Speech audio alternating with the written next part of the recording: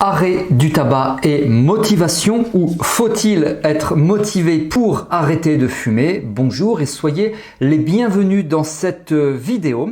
Je suis David Vigneron, formateur en hypnose, thérapie brève, infirmier diplômé d'État. Et donc ici nous allons parler de sevrage tabagique, de motivation. On va tenter de répondre à cette question. Et vous vous en doutez, j'ai un avis assez tranché sur la chose.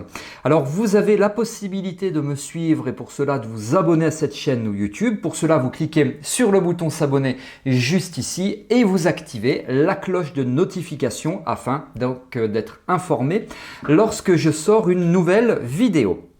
Alors, est-ce qu'il faut être motivé quand on veut arrêter de fumer? C'est une excellente question. Et pourquoi je parle de ça à vous? Parce que cette vidéo est destinée à des hypnothérapeutes, sophrologues, des thérapeutes au sens large du terme, à des psychologues, etc. Eh bien, tout simplement parce que c'est bien quand même d'avoir quelques éléments d'information, quelques notions que vous allez pouvoir transmettre à vos consultants. Les transmettre, c'est aussi de l'éducation thérapeutique. D'ailleurs, certaines études commencent à relater que l'éducation thérapeutique dans le cadre d'un sevrage tabagique, elle est importante. Ça fait des années que j'en parle, en tout cas pour ma part. Alors, le premier point que je vais évoquer ici avec vous, eh bien, c'est une statistique et vous verrez à la fin de cette vidéo, je vais vous faire une révélation. Une statistique. En fait, moi je pensais que les gens qui veulent arrêter de fumer, pour tous ou quasiment tous, c'est finance, c'est-à-dire qu'ils dépensent 200-300 € par mois dans les cigarettes, donc c'est quand même pas rien, 2 à 300 €. Donc c'est la finance qui prime et donc c'est la motivation principale s'agissant de l'arrêt du tabac en ce qui les concerne. Eh bien, pour 54,9% d'entre eux, eh bien c'est non. D'après le baromètre de Santé publique France en 2018, la première motivation n'est pas liée aux finances. Vous avez la référence de ce que je relate ici, statistiquement parlant, qui figure sous cette vidéo. Alors ça, c'est quand même quelque chose d'assez surprenant.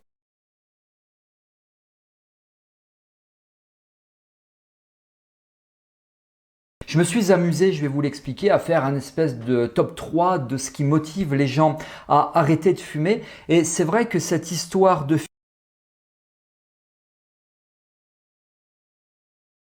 pour moi, au regard de ce que mes consultants m'ont relaté ici ou là, durant les sevrages tabagiques, ce top 3, je me suis amusé comme ça à l'élaborer. J'ai pas fait de statistiques, de tableau Excel aussi poussé que ce que j'ai fait pour arriver à dire que ATN c'est 95% de réussite. Bon, néanmoins, ça a quand même, je peux dire que voilà, je peux prétendre que ça existe et puis que évidemment, vous ne partagerez peut-être pas le même avis, les mêmes retours ou le même ressenti que moi au regard de ce que je vais apporter ici. Alors, la première raison, finalement, ça semble assez logique et globalement, ça me va bien, venant d'où je viens, du milieu de la santé, eh bien, c'est une raison de santé. Alors, ou pour éviter d'aggraver un problème de santé déjà présent, par exemple un infarctus du myocarde, un cancer, un accident vasculaire cérébral ou autre, on est sur de la prévention secondaire dans ce contexte-là, ou pour éviter la survenue de problèmes de santé, alors que initialement le consultant n'a pas de problème de santé, là on est donc sur de la prévention primaire. Et je vous avoue que c'est ce qui m'a énormément intéressé quand j'ai commencé à conceptualiser ATN, c'est cette prévention, qu'on soit sur de la primaire ou sur de la secondaire, c'est cette histoire de prévention parce qu'on évite l'apparition de problèmes de santé ou l'aggravation de problèmes de santé qui sont déjà présents. Donc la première, c'est la santé. La seconde, là, j'ai pas forcément été surpris, mais c'était pas non plus quelque chose auquel je m'attendais. C'était pas la découverte du siècle, voilà, mais bon, je m'y attendais pas forcément.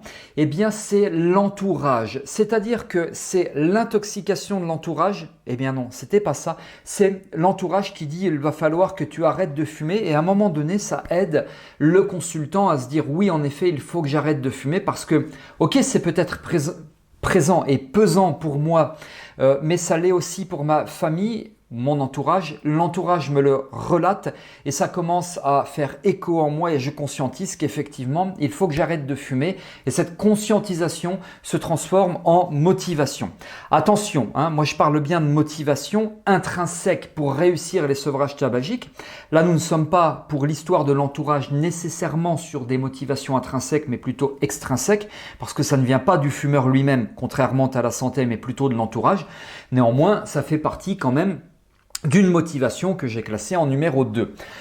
Et la troisième, alors, celle-ci est assez, au début surprenante pour moi. Je me suis dit, pardon pour le terme que j'emploie, merde, malgré cette motivation, ils continuent de fumer, malgré le fait qu'ils en aient, et c'est la troisième motivation, malgré le fait qu'ils en aient ras-le-bol. En effet, peut-être que c'est votre cas également, si vous aussi accompagnez des fumeurs ou des fumeuses qui veulent s'arrêter de fumer totalement, définitivement, n'hésitez pas à me partager vos retours d'expérience sous cette vidéo. Très souvent, on m'a dit, je veux arrêter de fumer parce que j'en ai ras-le-bol. Alors la première question que je pose dans ma tête, que j'ai jamais posé évidemment, c'est pourquoi tu n'arrêtes pas si tu en as ras-le-bol. Sauf qu'évidemment, c'est un petit peu plus compliqué que cela.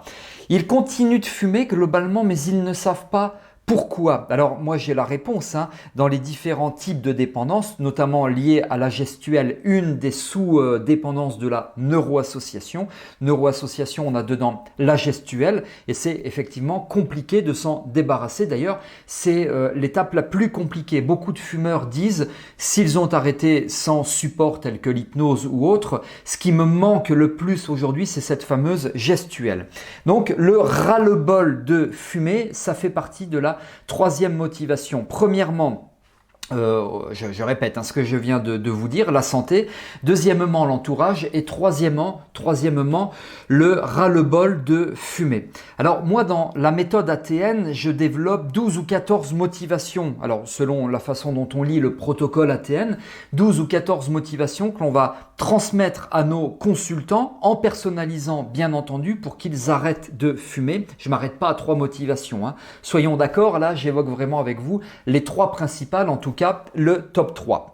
Alors du coup, à la question faut-il être motivé pour arrêter de fumer? Là je vous donne mon avis, mais c'est que mon avis, peut-être que vous allez partager un avis totalement différent. Eh bien ma réponse et mon avis, c'est que oui, il faut être motivé pour arrêter de fumer.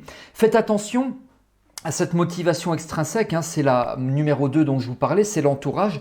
Faites attention si la motivation vient de quelqu'un de l'extérieur. Ok, à un moment donné, ça peut se transformer en motivation intérieure. Néanmoins, l'idéal est quand même que le consultant vienne avec un maximum de motivation intrinsèque.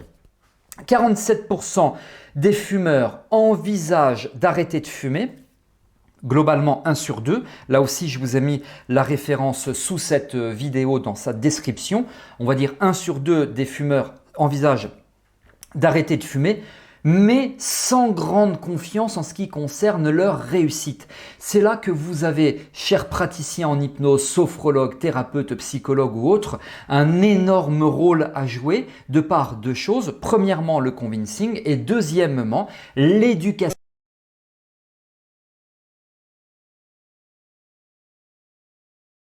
en ce qui concerne ma pratique, en ce qui concerne le sevrage tabagique, donc ma pratique de sevrage tabagique. Dans quelques instants, c'est la révélation.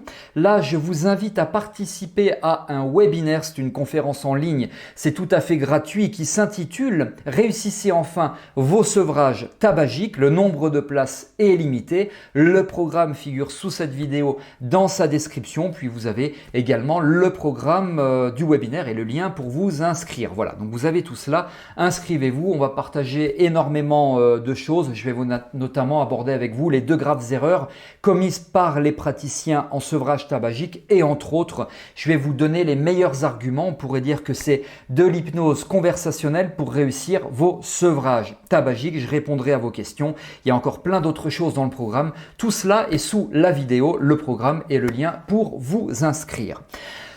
Alors, ma révélation, et peut-être que là, je vais choquer certaines personnes. Si c'est le cas, vous pouvez m'en faire part également dans les commentaires sous cette vidéo. Si c'est pas le cas, vous pouvez aussi poster des commentaires.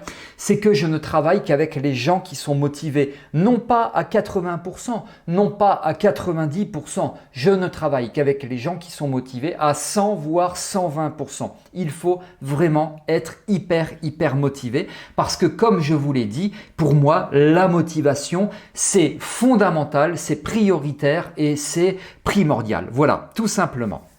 Alors, vous avez peut-être des questions que vous souhaitez me poser. Si c'est le cas, là aussi, vous avez la possibilité de me les poser sous cette vidéo. Vous avez aimé cette vidéo, vous pouvez la liker en cliquant sur le petit pouce bleu vers le haut qui est juste aussi sous cette vidéo.